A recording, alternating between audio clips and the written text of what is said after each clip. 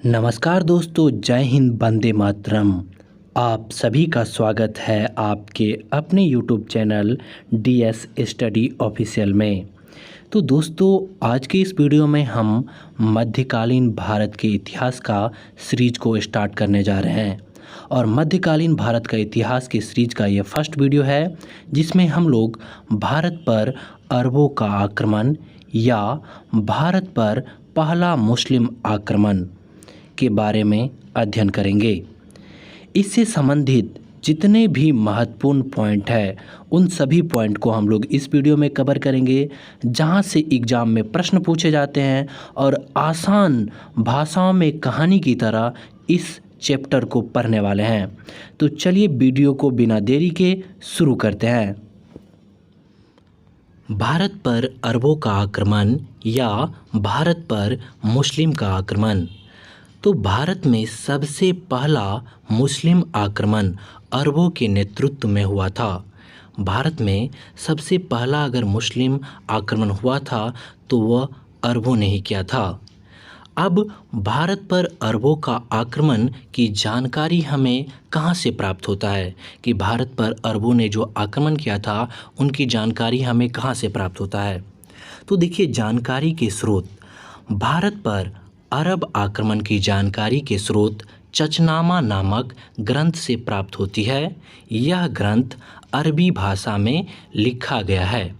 तो भारत पर अरब आक्रमण की जो जानकारी है वह हमें चचनामा नामक ग्रंथ से प्राप्त होता है और यह ग्रंथ जो है वह अरबी भाषा में लिखी गई है। तो कई बार यहाँ से प्रश्न पूछा जाता है कि भारत पर अरबों का आक्रमण की जानकारी हमें किस ग्रंथ से प्राप्त होता है, तो चचनामा नामक ग्रंथ से प्राप्त होता है। अब अगला हमारा टॉपिक है भारत पर अरबों का अभियान। भारत पर जो अरबों का अभियान शुरू होता है उसके बारे में हम अब पढ़ने वाले हैं। तो भारत पर सर्वप्रथम मुस्लिम आक्रमण 711 ईस्वी में उबैदुल्ला के नेतृत्व में हुआ, किंतु यह पराजित हुआ और मारा गया। तो भारत पर सर्वप्रथम मुस्लिम आक्रमण कितने ईस्वी में हुआ था, तो 711 ईस्वी में। और किसके नेतृत्व में हुआ था, तो उबैदुल्ला के नेतृत्व में, किंतु यह जो है वह पराजित हो जाता है और मारा जाता है। इसके बाद फिर 711 ईस्वी में ही बुंदेल के नेतृत्व में दूसरा आक्रमण हुआ, किंतु यह भी असफल रहा। फिर 711 ईस्वी में ही बुंदेल के नेतृत्व में एक और आक्रमण होता है, परंतु यह आक्रमण भी असफल रहता है। बुंदेल के बाद 712 ईस्वी में मोहम्मद बिन कासिम के नेतृत्व में तीसरा आक्रमण हुआ और यह आक्रमण सफल रहा। तो 711 ईस्वी में जो लास्ट बुंदेल के नेतृत्व में एक अभियान भेजा गया था वह असफल रहा।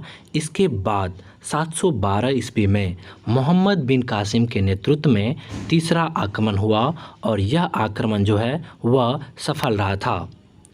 इसके बाद अगला हमारा टॉपिक है मोहम्मद बिन कासिम का परिचय और सिंध विजय।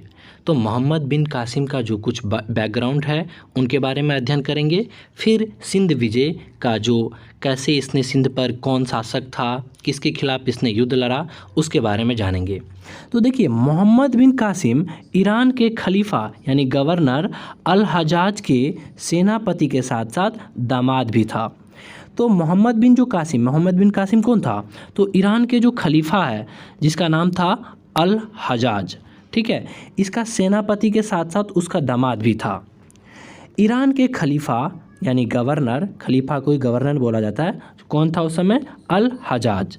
मोहम्मद बिन कासिम को जो है सिंध पर आक्रमण के लिए किसने भेजा था, तो अल हजाज ने, ठीक है। अल हजाज ने ही मोहम्मद बिन कासिम को कहा था कि सिंध पे जाके आक्रमण करने के लिए। इसके बाद मोहम्मद बिन कासिम मात्र 17 साल की आयु में भारत पर आक्रमण किया था। जब यह भारत पर आक्रमण किया था तब इसका जो उम्र था महज 17 साल का था और 17 साल में ही इसने जो है सिंध पर आक्रमण किया और पहले आक्रमण में ही यह विजय प्राप्त कर लेता है, ठीक है। अब चलिए अगले स्लाइड पे इससे आगे समझते हैं। अभी हमने पिछले स्लाइड में देखा मोहम्मद बिन कासिम का परिचय, यानी उनके बैकग्राउंड के बारे में जाना। अब देखिए सिंध विजय के बारे में हम पढ़ेंगे। तो देखिए सिंध का युद्ध को रावर का युद्ध भी कहते हैं। सिंध का युद्ध को रावर का युद्ध भी कहते हैं। यह युद्ध 20 जून 712 ईस्वी को मोहम्मद बिन कासिम और सिंध का शासक राजा दाहिर के बीच हुआ था। तो सिंध का जो युद्ध है उसको रावर का युद्ध भी कहते हैं और यह युद्ध 20 जून 712 ईस्वी को मोहम्मद बिन कासिम और जो सिंध का शासक था राजा दाहिर उनके बीच लड़ा गया था। मोहम्मद बिन कासिम सबसे पहले सिंध पर आक्रमण किया। उस समय सिंध का शासक राजा दाहिर था। अभी मैंने बताया कि युद्ध किन किन के बीच हुआ था, तो मोहम्मद बिन कासिम और राजा दाहिर के बीच। तो मोहम्मद बिन कासिम ने सबसे पहले कहाँ पे आक्रमण किया था, तो सिंध पर आक्रमण किया था। और उस समय सिंध का जो राजा था यानी शासक था उसका नाम था राजा दाहिर, जो चच के पुत्र और हिंदू शासक था। यह एक ब्राह्मण शासक था। और राजा दाहिर का पिता का नाम क्या था, क्योंकि कई बार एग्जाम में ये भी पूछा जाता है कि राजा दाहिर के पिता का नाम क्या था, तो चच, ठीक है। और यह कहाँ का शासक था, तो सिंध का शासक था। तो राजा दाहिर और जो है मोहम्मद बिन कासिम के बीच में युद्ध होता है। जो युद्ध का जो परिणाम निकलता है उसमें क्या होता है कि राजा दाहिर पराजित होता है और मोहम्मद बिन कासिम जो है वो विजय प्राप्त करता है। और इसी युद्ध में राजा दाहिर पराजित होने के बाद मारा गया, ठीक है। इस युद्ध के बाद काफ़ी ज़्यादा नरसंहार हुआ था और 17 वर्ष से अधिक आयु वाले पुरुष की हत्या कर दी गई थी।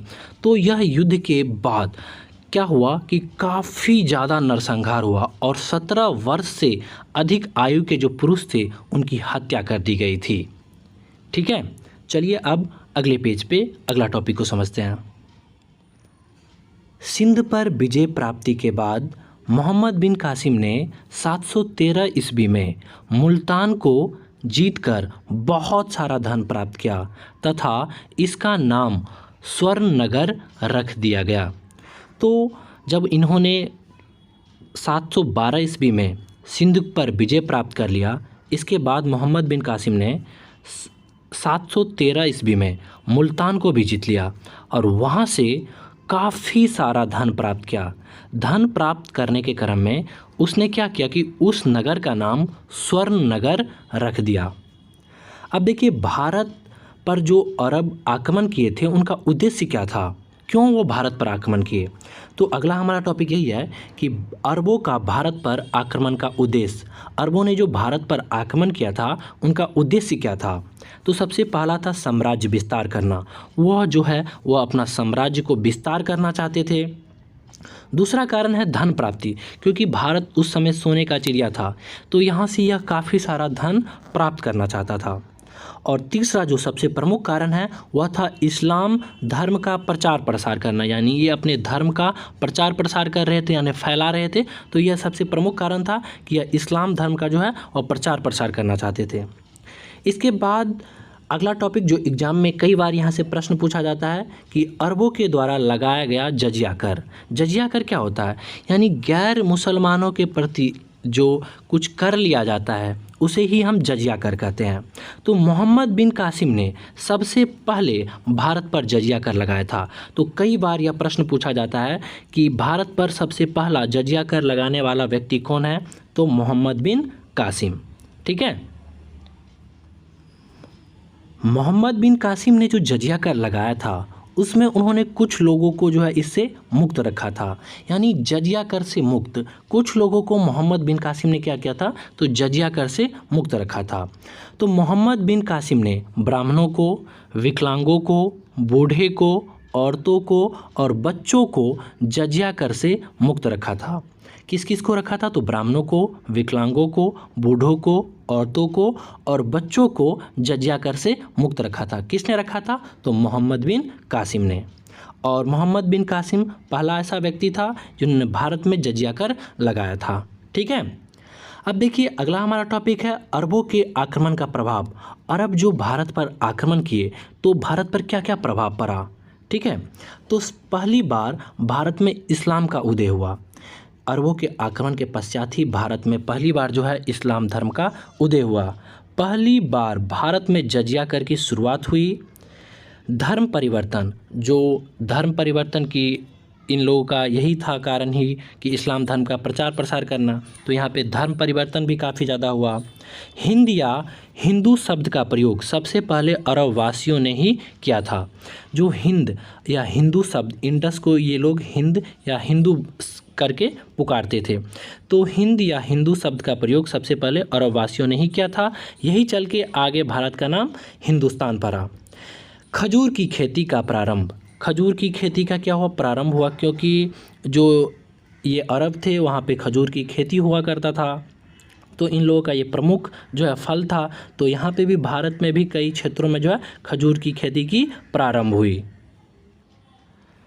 इसके बाद ऊँट की पालन की शुरुआत, क्योंकि इन लोगों का जो प्रमुख पशु था वो ऊँट ही था, तो ये अपने साथ ऊँट लेके भारत आए थे, तो भारत में भी ऊँट की पालन की शुरुआत हो गई। भारतीय खगोलीय शास्त्रों का विस्तार हुआ, भारतीय जो खगोलीय शास्त्र था इनका विस्तार हुआ, क्योंकि ये लोग भारतीय जो दशमलव प्रणाली है या बहुत सारे ऐसे चीज़ है मैथ से रिलेटेड और ग्रंथों से रिलेटेड ये अपने साथ लेके गए थे, तो भारतीय खगोलीय शास्त्रों की जो है वह काफ़ी ज़्यादा विस्तार हुआ। मुस्लिम राज्य का विस्तार, यही कारण है कि फिर धीरे धीरे भारत में मुस्लिम राज्यों का भी विस्तार होना प्रारंभ हो गया। और सबसे हमारा लास्ट टॉपिक है मोहम्मद बिन कासिम की मृत्यु। मोहम्मद बिन कासिम की मृत्यु कैसे हुई? तो खलीफा ने मोहम्मद बिन कासिम को बैल की चमड़ी में लपेटकर वापस दमिश्क मंगवाया और उसी चमड़ी में बंद होकर जो है उनका दम घुट गया और वह मारा गया। तो मोहम्मद बिन कासिम का मृत्यु कैसे होता है? तो वहाँ के जो खलीफा थे उसने बैल की चमड़ी में लपेट करके इसको दमिश्क जो है वह बुलाया और फिर यही चमड़ी में लपेटे होने के कारण दम घुटने से इसकी मौत हो जाती है। ठीक है, तो दोस्तों आज के इस वीडियो में हमने भारत पर अरबों का आक्रमण पढ़ा। आपको कैसा लगा ये वीडियो आप कमेंट करके ज़रूर बताइए, और अगर आपको ये वीडियो पसंद आया हो तो वीडियो को एक लाइक और चैनल को सब्सक्राइब जरूर कर लीजिए। मिलते हैं नेक्स्ट वीडियो में एक नेक्स्ट टॉपिक के साथ, तब तक के लिए जय हिंद जय भारत।